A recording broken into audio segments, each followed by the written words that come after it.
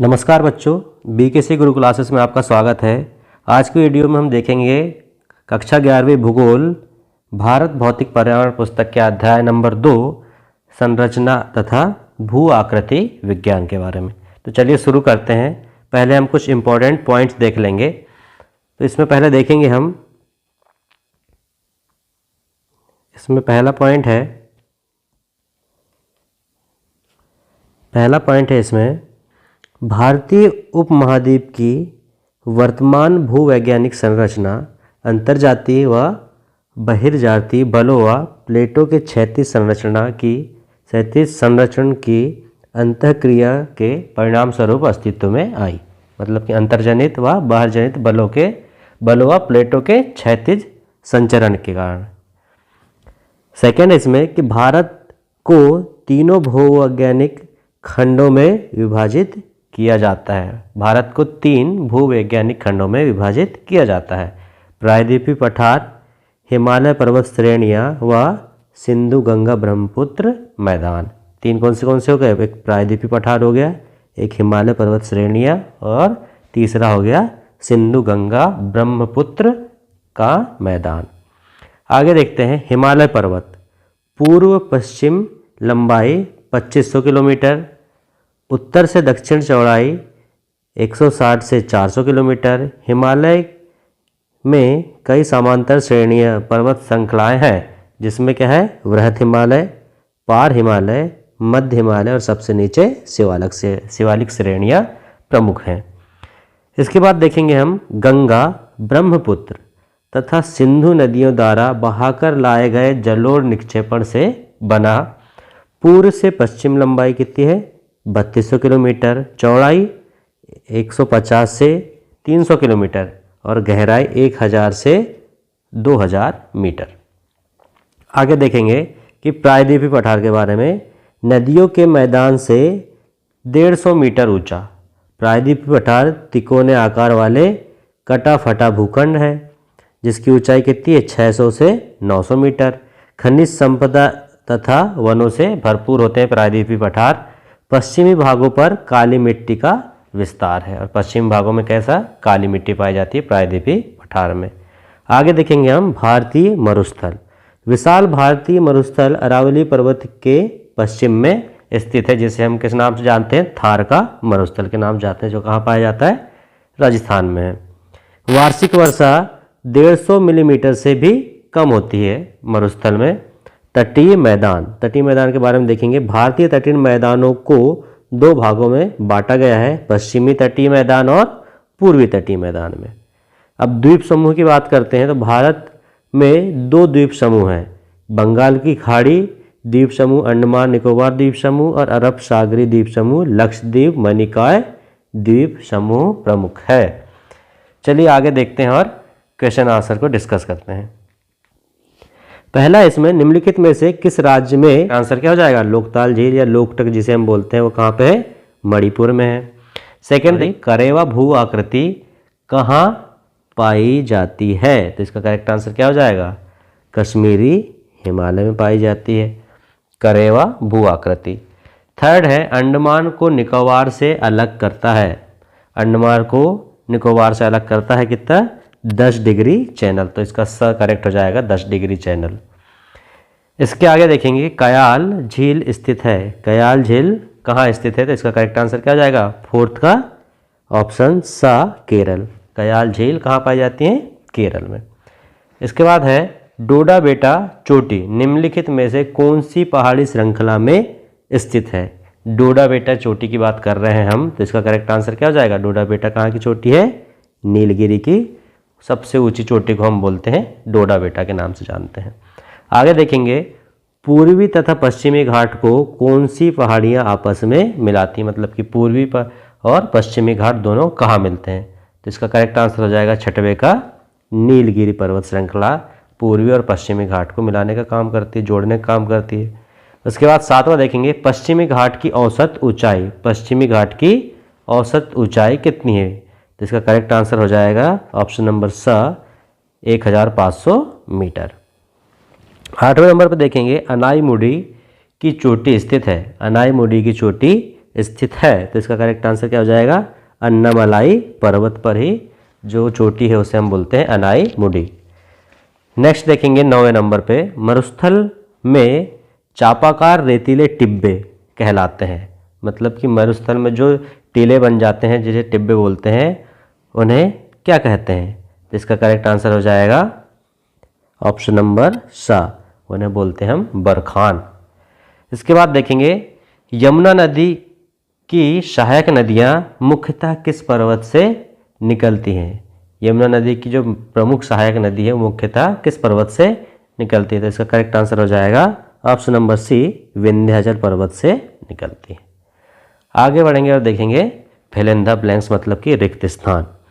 इसमें फर्स्ट है प्रायद्वीपीय भारत डैश प्लेट का हिस्सा था। तो इसका करेक्ट आंसर क्या हो जाएगा? वह भारतीय प्लेट का हिस्सा था।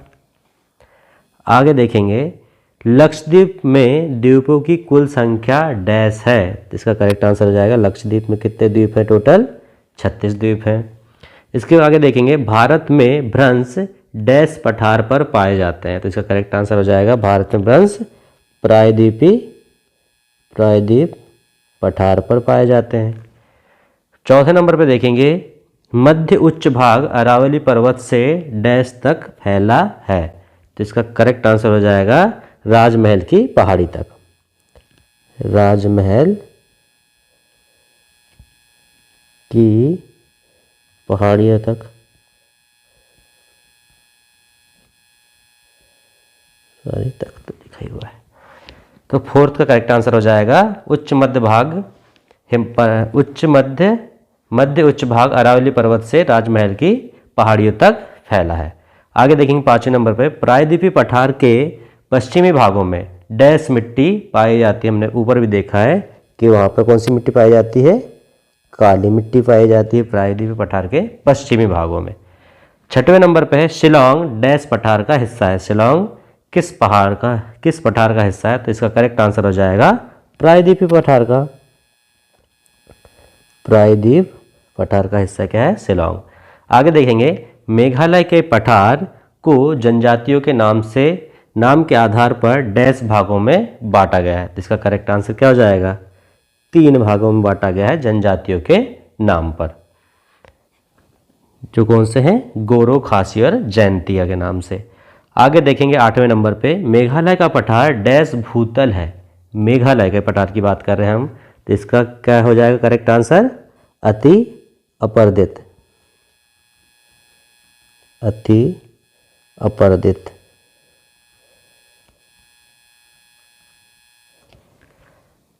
9वें नंबर पे देखेंगे प्लाया झील डैश में पाई जाती है। तो इसका करेक्ट आंसर हो जाएगा मरुस्थलों में पाई जाती है।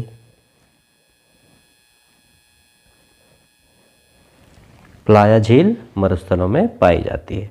10वें नंबर पे है भू आकृतिक प्रक्रियाओं के आधार पर तटीय मैदानों को डैश भागों में बांटा गया है। तो इसका करेक्ट आंसर हो जाएगा 2 भागों में बांटा गया है। चलिए आगे बढ़ते हैं और करते हैं सही जोड़ियाँ। इसमें है फर्स्ट नंबर पे कोरोमंडल तट। कोरोमंडल तट, तो इसका करेक्ट आंसर क्या हो जाएगा? कोरोमंडल तट का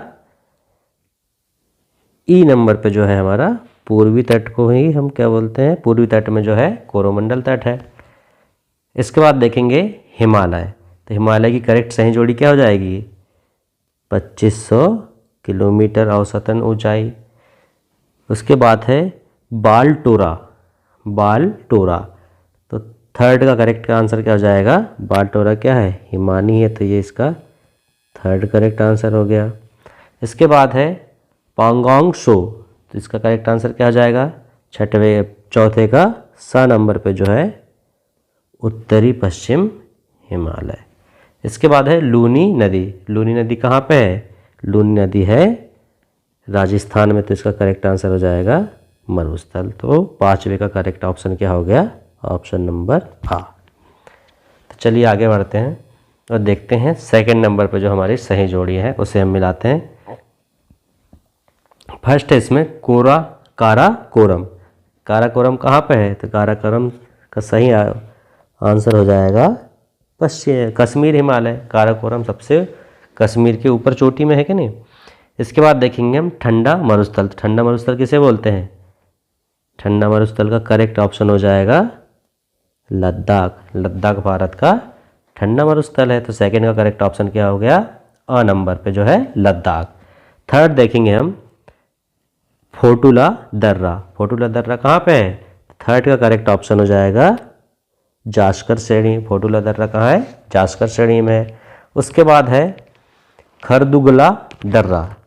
फोर्थ पे क्या है? खरदुगला दर्रा। तो ये कहाँ पर है? ये है हमारी लद्दाख श्रेणी। तो फोर्थ का करेक्ट ऑप्शन क्या हो जाएगा? स नंबर पे जो है लद्दाख श्रेणी। उसके बाद फिफ्थ नंबर पे है उत्तराखंड हिमालय। तो उत्तराखंड हिमालय, तो इसका करेक्ट आंसर क्या हो जाएगा? Lens down. मतलब कि ऑप्शन नंबर 5 का करेक्ट ऑप्शन क्या हो जाएगा? ब नंबर पे लेंस डाउन। चलिए आगे बढ़ते हैं और देखते हैं सत्य और असत्य। इसमें फर्स्ट है हिमालय प्राचीन वलित पर्वत है। तो ये क्या हो जाएगा? इनकरेक्ट है, प्राचीन पर्वत नहीं है हिमालय। हिमालय तो नवीन पर्वत है। इसके बाद सेकंड नंबर पे है कश्मीर घाटी वास्तविक में झेलम नदी की घाटी है। तो यह क्या है? करेक्ट है, कश्मीर घाटी झेलम नदी की ही घाटी है। इसके बाद थर्ड है सियाचिन उत्तरी पश्चिमी हिमालय में स्थित है। सियाचिन उत्तरी पश्चिमी हिमालय में स्थित है, तो ये भी करेक्ट है। उसके बाद फोर्थ नंबर पे है नदी अपनी युवावस्था में विसर्पों का निर्माण करती है। तो ये क्या है? इनकरेक्ट है, नदियाँ युवावस्था में विसर्पों का निर्माण नहीं करती है। फिफ्थ नंबर पे है लघु हिमालय को उत्तराखंड में नागतिभा कहा जाता है। तो यह क्या है? करेक्ट है। इसके बाद छठवें नंबर पे है तिस्ता नदी अरुणाचल हिमालय से बहती है। तो यह भी क्या हो गया? इनकरेक्ट हो गया, तिस्ता नदी अरुणाचल हिमालय से नहीं बहती है। सातवें नंबर पे है दार्जिलिंग तथा और सिक्किम हिमालय में दुआर स्थलाकृतियाँ पाई जाती है जिनका उपयोग चाय बागान लगाने के लिए किया जाता है। तो सातवां क्या हो गया? बिल्कुल करेक्ट हो गया। दार्जिलिंग में चाय की खेती तो की जाती है, चाय के बागान हैं वहाँ पर। इसके बाद आठवें नंबर पे है ब्रह्मपुत्र नदी नामचा बरुआ को पार करने के बाद वी आकार की घाटी बनाती है। तो ये क्या हो गया? इनकरेक्ट हो गया। नौवें नंबर पे है भावर पतली पट्टी है जो शिवालिक गिरिपाद के समांतर से फैली हुई है। तो ये क्या है? करेक्ट है कि भावर पतली पट्टी है जो शिवालिक के गिरिपाद के समांतर फैली है। तो ये बिल्कुल करेक्ट हो गया। इसके बाद 10th नंबर पे देखेंगे कि प्रायद्वीप का पठार अनेकों पठार से मिलकर बना है। तो ये भी क्या है? करेक्ट हो गया। चलिए आगे बढ़ते हैं और देखते हैं एक शब्द अथवा वाक्य में उत्तर देना है। इसमें फर्स्ट है चेरापूंजी किस पठार पर स्थित है। तो चेरापूंजी किस पठार पर स्थित है? इसका करेक्ट आंसर क्या हो जाएगा? मेघालय। मेघालय के पठार में ही है ना चेरापूंजी, जहाँ पे बहुत अधिक वर्षा होती है। सेकंड है प्रायद्वीपीय पठार की औसत ऊंचाई कितनी होती है। तो इसका करेक्ट आंसर क्या हो जाएगा? 600 मीटर से 900 मीटर तक। थर्ड है प्रायद्वीपीय पठार के किस भाग में नदी खंड व महाखंड मिलाती है। तो इसका करेक्ट आंसर हो जाएगा उत्तरी पश्चिम। उत्तरी और पश्चिमी।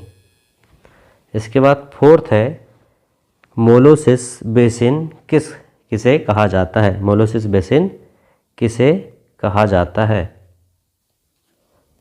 मोलोसिस बेसिन किसे कहा जाता है? मिजोरम को कहा जाता है। तो इसका करेक्ट आंसर क्या हो जाएगा? मिजोरम। फिफ्थ नंबर पे अरुणाचल हिमालय में कौन सी जनजातियां निवास करती हैं। हम किसकी बात कर रहे हैं? अरुणाचल हिमालय की। तो इसका करेक्ट आंसर हो जाएगा एक जाति है जिसका नाम क्या है? जनजाति मोनपा है। और क्या है? अबोर। और कौन सी जाति पाई जाती है? मिशामी और निशी और नागा। ये कुछ प्रमुख जनजातियां हैं कहाँ की? अरुणाचल हिमालय के क्षेत्र की। आगे देखते हैं कि अरुणाचल हिमालय की प्रमुख चोटियों के नाम लिखिए। अरुणाचल हिमालय की बात कर रहे हैं, इसकी चोटियों के नाम बताना है, प्रमुख चोटियों के। तो इसका करेक्ट आंसर हो जाएगा कांगतू, नामचा, बरुआ। कांगतू और नामचा बरुआ फेमस चोटियाँ हैं यहाँ की। फूलों की घाटी कहाँ स्थित है? तो ये इसका करेक्ट आंसर हो जाएगा उत्तराखंड में। उत्तराखंड, हिमालय। फूलों की घाटी किसे बोलते हैं? चामोली नाम सुने होंगे आपने, उसे फूलों की घाटी कहा जाता है, जो कहाँ पे? उत्तराखंड, हिमालय में है। आगे देखेंगे, प्रसिद्ध 5 नदी संगम किस हिमालय में स्थित है? तो इसका करेक्ट आंसर भी क्या हो जाएगा? उत्तराखंड।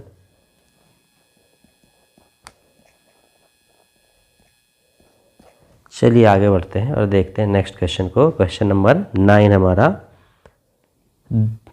उत्तर पश्चिमी हिमालय के दक्षिणी भागों में पाई जाने वाली अनुदैर्ध्य चोटियों को किस नाम से जाना जाता है? आप किसकी बात कर रहे हैं हम? उत्तर पश्चिमी हिमालय के दक्षिणी भाग वाली। तो इसका करेक्ट आंसर क्या हो जाएगा? 9वें का दून घाटियाँ। क्या बोलते हैं इसे हम? दून घाटियों के नाम से जानते हैं। आगे बढ़ते हैं और देखते हैं, कश्मीर घाटी किन 2 पर्वत श्रेणियों के बीच स्थित है? कश्मीर श्रेणी की बात कर रहे हैं हम। तो इसका करेक्ट आंसर क्या हो जाएगा? वृहद हिमालय, वृहद हिमालय और एवं पीर पंजाल श्रेणी। वृहद हिमालय एवं पीर पंजाल श्रेणी के मध्य कौन सी? कश्मीरी घाटी हमारी। आगे देखते हैं 11वें नंबर पे, भारत का ठंडा मरुस्थल कहाँ स्थित है? तो इसका करेक्ट आंसर क्या हो जाएगा? लद्दाख में। कहाँ पर स्थित है? लद्दाख में। आगे देखेंगे, काराकोरम तथा जास्कर श्रेणी के मध्य कौन सी श्रेणी है? तो इसका भी करेक्ट आंसर क्या हो जाएगा? लद्दाख।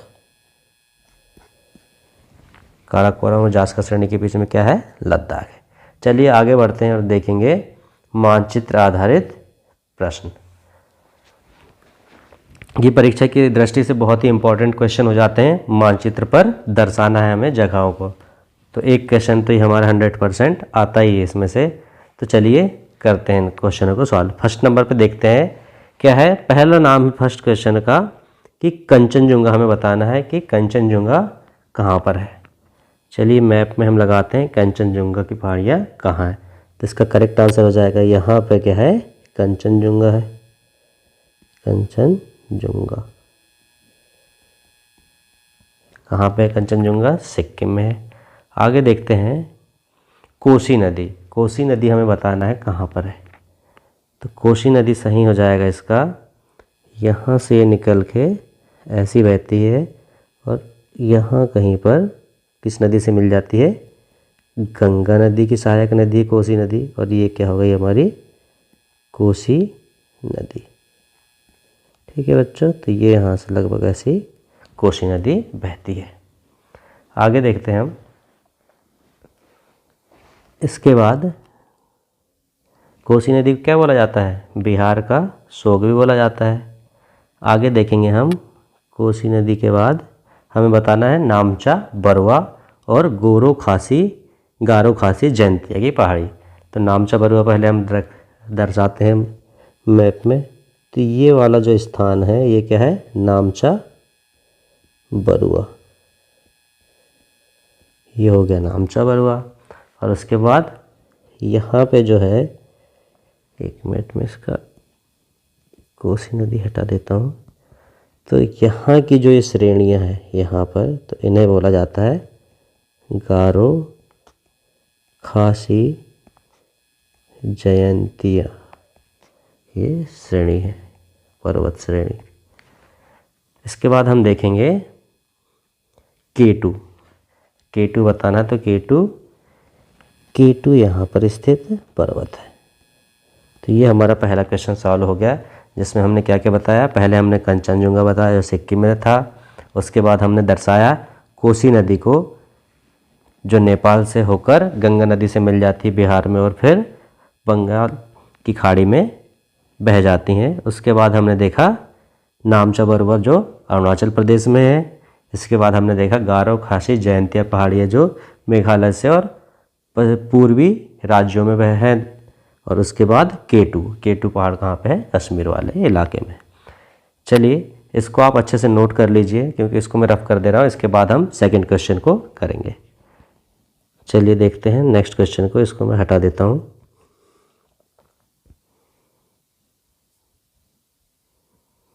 चलिए क्वेश्चन नंबर सेकंड के अब प्रश्नों को हम मानचित्र में दर्शाते हैं। पहला है कर्क रेखा, उसे हम देखेंगे। फिर जोरजेल दर्रा। तो सबसे पहले कर्क रेखा है। इस सेकेंड नंबर का क्वेश्चन का आंसर है सेकेंड वाला। सबसे पहले हम दर्शानी है कर्क रेखा। तो कर्क रेखा कहाँ से गुजरती है? यहाँ से गुजरती है सीधी 23 डिग्री 30 मिनट पर। ठीक है बच्चों, ये हो गई हमारी कर्क रेखा। इसके बाद हम देखेंगे, इसके बाद है जोरजिला, दर्रा और सिपकिला। इसका करेक्ट आंसर हो जाएगा यहाँ पे कहीं पे क्या है हमारा? जोजिला दर्रा है। और बता दूं मैं, जोजिला दर्रा के ऊपर यहाँ पे एक दर्रा है जिसे हम क्या बोलते हैं? पीर पंजाल। और इसके नीचे एक दर्रा है जिसे हम बोलते हैं बनिहाल दर्रा। तो ये भी आप लोगों को पता होना चाहिए, तो मैं बता दे रहा हूँ। इसके बाद हम देखेंगे जो थर्ड नंबर पे है सिपकिला दर्रा। तो सिपकिला दर्रा बताना है हमें, तो लगभग कहाँ आएगा सिपकिला दर्रा? सिपकिला दर्रा का क्षेत्र हो जाएगा यहाँ कहीं पे। ये क्या हो जाएगा? सिपकिला दर्रा। चलिए आगे बढ़ते हैं और नेक्स्ट देखते हैं। द नंबर पे है बारालाचा और ई नंबर पे है नीलगिरी पर्वत। तो आगे बढ़ते हैं और देखते हैं बारालाचा दर्रा।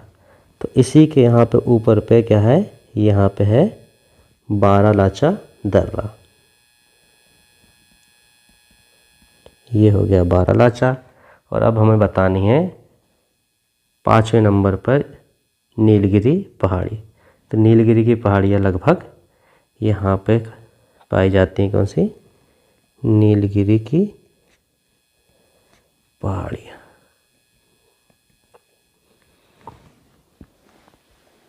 तो ये हो गई हमारी नीलगिरी की पहाड़ियाँ। फर्स्ट पे हमने क्या दिखाया? कर्क रेखा दिखाया। उसके बाद हमने सेकंड नंबर पे क्या दिखाया? जोजिला दर्रा दिखाया। फिर हमने थर्ड नंबर पे क्या दिखाया? सिपकिला दर्रा दिखाया। इसके बाद फोर्थ नंबर पे बारालाचा दर्रा हो गया। और फिर 5वें नंबर पे हमने क्या दिखाया? नीलगिरी पर्वत श्रृंखला। चलिए ये हमारा सेकंड नंबर के क्वेश्चन के जगह स्थान थे जिन्हें हमने मानचित्र पर दर्शा दिया। अब इसे मैं मिटा दे रहा हूँ, आप अच्छे से इसे लिख लीजिएगा।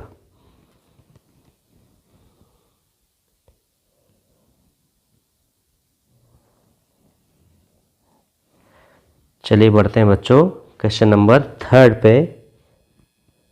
क्वेश्चन नंबर थर्ड पे इसमें है फर्स्ट काराकोरम और फिर गंगा नदी बतानी है हमें। तो पहले नंबर पे देखते हैं हम काराकोरम। तो इसका करेक्ट आंसर कहाँ हो जाएगा कि ये जो श्रेणी है यहाँ पे क्या रहती है? ये काराकोरम पास है। काराकोरम, तो ये करेक्ट हो गया। उसके बाद हमें बताना है सेकंड नंबर पे गंगा नदी।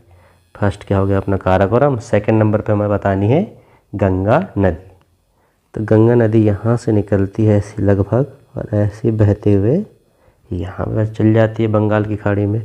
तो इसका करेक्ट आंसर ये हो गई गंगा नदी। ये हमारा सेकंड ऑप्शन हो गया। इसके बाद देखते हैं हम गंगा नदी के बाद अरावली पर्वत। स नंबर पे क्या है? अरावली पर्वत। तो अरावली पर्वत श्रृंखला यहाँ पे है लगभग। ये हो गई अरावली पर्वत। ये हमारा थर्ड हो गया। इसके बाद देखेंगे हम द नंबर पे जो है चौथे नंबर पे भारतीय मरुस्थल। तो भारतीय मरुस्थल कहाँ आएगा? ये वाला जो इलाका है, मैं इसे थोड़ा सा साफ कर देता हूँ, आप लिखते जाइएगा साथ में। ये अरावली पर्वत में मिटा दे रहा हूँ। यहाँ पे लगभग जो क्षेत्र है यहाँ पे क्या है, भारतीय मरुस्थल, जिसे हम किस नाम से जानते हैं, थार के मरुस्थल के नाम से। तो ये क्या है, भारतीय मरुस्थल, ये हमारा हो गया फोर्थ। तो ये भारतीय मरुस्थल हो गया, और ये जो है ये क्या है, ये अरावली पर्वत थर्ड नंबर वाला था। इसके बाद देखते हैं हम क्या, जास्कर श्रेणी, 5वें नंबर पे क्या है, जास्कर श्रेणी। तो काराकोरम श्रेणी के नीचे भी यहाँ पे आती है, यहाँ पे जास्कर श्रेणी, जास्कर श्रेणी। तो ये हमारे 5वें नंबर पे हो गई। पहला हमने काराकोरम दर्शाया, फिर हमने गंगा नदी दर्शाई, फिर हमने अरावली पर्वत बताया। चौथे नंबर भारतीय मरुस्थल जो थार है हमने बताया, राजस्थान का क्षेत्र जो आधा राजस्थान भारत में है और कुछ हिस्सा पाकिस्तान में है। और फिर हमने 5वें नंबर पे बताया जास्कर श्रेणी को। चलिए बच्चों, आप इसको अच्छे से नोट कर दीजिए, मैं इसे रफ कर दे रहा हूँ। इसके बाद हम नेक्स्ट क्वेश्चन को डिस्कस करेंगे।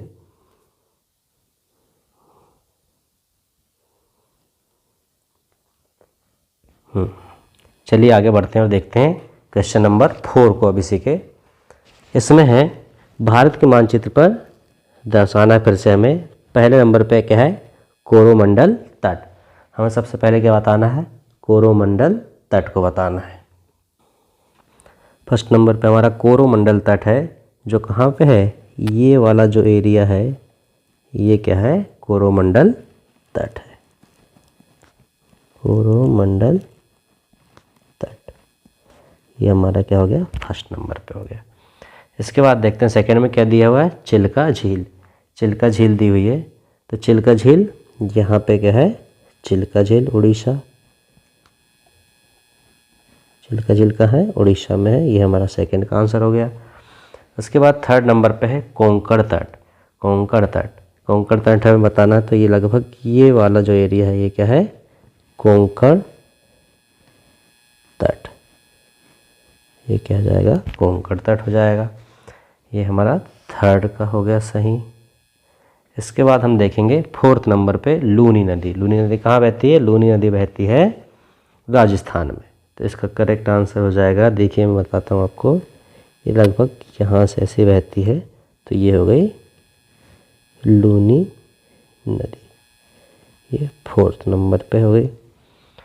इसके बाद है महानदी। इसके बाद हमें बताना है महानदी को। तो महानदी कहाँ से बहती है, छत्तीसगढ़ से होते हुए उड़ीसा में बहती है। तो इसका करेक्ट आंसर हो जाएगा लगभग यहाँ से ऐसे बहते हुए यहाँ पे चल जाती है बंगाल की खाड़ी में। तो ये हो गई महानदी। ये पांचवा हमारा करेक्ट हमने दर्शा दिया मानचित्र पे। पहले आपने देखा कोरोमंडल तट, ये वाला एरिया।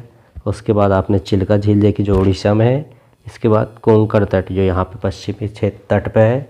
फिर लूनी नदी हो गई जो राजस्थान में बहती है, और फिर महानदी जो छत्तीसगढ़ से होते हुए उड़ीसा में बहती है, फिर बे ऑफ बंगाल मतलब बंगाल की खाड़ी में जाके मिल जाती है।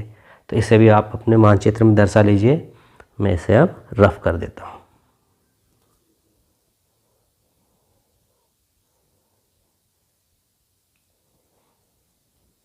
चलिए आगे बढ़ते हैं और देखते हैं नेक्स्ट क्वेश्चन को, 5वें नंबर का क्वेश्चन। पहला इसमें हमें बताना है जास्कर श्रेणी। तो जास्कर श्रेणी मैंने पहले भी बता दिया हूँ कि ये वाला जो एरिया है ये क्या है, ये हो गई हमारी जास्कर श्रेणी, ये हो गया फर्स्ट। उसके बाद है शिवालिक श्रेणी, सेकंड नंबर पे है। तो शिवालिक श्रेणियाँ सबसे निचले हिमालय की श्रेणी है, जिसे हम क्या बोलते हैं, शिवालिक श्रेणी। तो ये हमारा सेकंड हो गया। थर्ड नंबर पे है नर्मदा नदी। नर्मदा नदी जो मध्य प्रदेश से होकर बहती है। तो इसका करेक्ट आंसर हो जाएगा यहाँ से जो बहती है नर्मदा नदी, जो आखिरी में जाके अरब सागर में मिल जाती है। इसके बाद हमें बताना है नीलगिरी की पहाड़ियाँ। ये भी हमने पहले डिस्कस कर लिया है। नीलगिरी की पहाड़ियाँ यहाँ पर है। फोर्थ नंबर पे हमें बता दिया नीलगिरी पहाड़ी। आगे देखते हैं मिजो श्रेणी। क्या बताना है हमें, मिजो श्रेणी। तो इसका करेक्ट आंसर हो जाएगा यहाँ पे क्या है, मीजो श्रेणी। ये क्या है, 5वां। तो ये हमारे करेक्ट, हमने 5 स्थान बता दिए। पहला जास्कर श्रेणी हमने बताया, फिर शिवालिक श्रेणी जो हिमालय की सबसे निचली श्रेणी है, उसके बाद हमने नर्मदा नदी बताई, फिर नीलगिरी पहाड़ी और फिर देन मिजो श्रेणी। चलिए आप इसको भी नोट कर लीजिए मैप में। हम आगे बढ़ते हैं, इसे मैं रफ कर देता हूँ।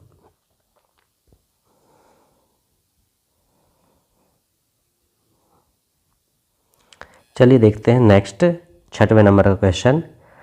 तो हमें अब मानचित्र पे पहले बताना है महेंद्रगिरी चोटियाँ। फर्स्ट नंबर पे क्या है, महेंद्रगिरी चोटियाँ। तो इसका करेक्ट आंसर क्या हो जाएगा, यह भी कहाँ पे है, उड़ीसा में है महेंद्रगिरी की चोटियाँ, और लगभग यहाँ पे आएगी। ये क्या हो जाएंगी, महेंद्रगिरी चोटी। ये हमारा फर्स्ट हो गया। चलिए आगे देखते हैं क्या है, लक्षद्वीप। लक्षद्वीप समूह कहाँ है, ये जो समूह दिख रहा है यहाँ पे, ये क्या है, लक्षद्वीप है, लक्षद्वीप। ये सेकंड नंबर पे हो गया। उसके बाद हम देखेंगे सांगपो नदी। सांगपो नदी जो बाद में भारत में बहती है, जिसे हम किस नाम से जानते हैं, ब्रह्मपुत्र नाम से। तो इसे दर्शाते हैं हम कि लगभग यहाँ से आते हुए ऐसे ये नदी बहती है। तो तिब्बत के पठार में इसको क्या बोला जाता है, सांगपो नदी बोला जाता है, जो आगे चल के ब्रह्मपुत्र नाम से जानी जाती है। यह हो गया हमारा थर्ड। इसके बाद देखेंगे हम सतलुज नदी। सतलुज नदी बतानी है हमें। तो इसका करेक्ट आंसर हो जाएगा, सतलुज नदी लगभग यहाँ से ऐसी बैठती है। तो ये क्या हो गई, सतलुज नदी। ये हो गया हमारा फोर्थ नंबर पे, हमने बता दिया सतलुज नदी को। इसके बाद है सतलुज नदी के बाद कृष्णा नदी। हमें बतानी कृष्णा नदी कहाँ से कहाँ बहती है। तो इसका करेक्ट आंसर हो जाएगा, कृष्णा नदी लगभग यहाँ ऐसे होते हुए ऐसी बहती है। ये क्या है, कृष्णा नदी। ये हमारी 5वीं हमने जगह बता दी है, कृष्णा नदी। सबसे पहले हमने महेंद्रगिरी चोटियाँ बताई जो उड़ीसा में है। उसके बाद देन हमने लक्षद्वीप बताया जो अरब सागर में स्थित है। फिर सांगपो नदी जो बाद में आके भारत में किस नाम से जानते हैं हम इसे, ब्रह्मपुत्र नाम से। फिर हमने सतलुज नदी को बताया और देन कृष्णा नदी को। बच्चों आप इसको भी नोट कर लीजिए, फिर हम आगे बढ़ते हैं।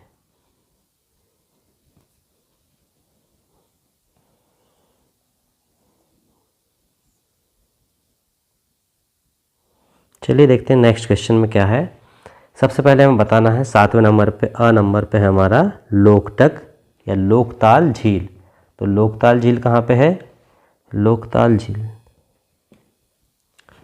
फर्स्ट नंबर पे हमारी लोकताल झील। तो लगभग कहाँ आती है, यहाँ पे। तो ये फर्स्ट हमारा हो गया लोकताल झील। सेकेंड नंबर पे देखते हैं मणिकाय। मणिकाय द्वीप समूह किसके नीचे है, लक्षद्वीप के। तो शायद ये यहाँ पे जो आएगा ये क्या है, मिनी काय। ये हमारा सेकंड हो गया। इसके बाद है थर्ड नंबर पे कश्मीर घाटी।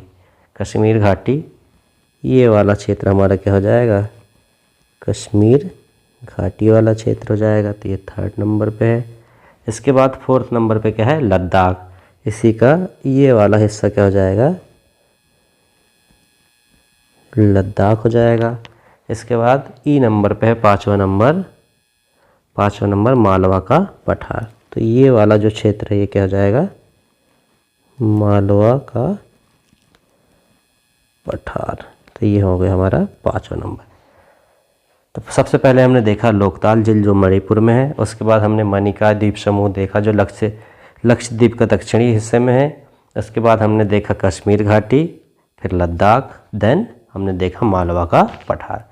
तो चलिए बच्चों आज के लिए इतना ही। आज हमने बहुत सारे स्थानों को भारत के नक्शे पर दर्शाया। आप इसके अच्छे से प्रैक्टिस करिए और इन्हें बार बार मानचित्र पर दर्शा के देखिए। इससे आपके ऑप्शन मतलब कि परीक्षा में प्रश्न गलत नहीं होंगे, आप अच्छे से मानचित्र पर दर्शा पाएंगे। चलिए मिलते हैं नेक्स्ट वीडियो में, आपके लिए इतना ही, धन्यवाद।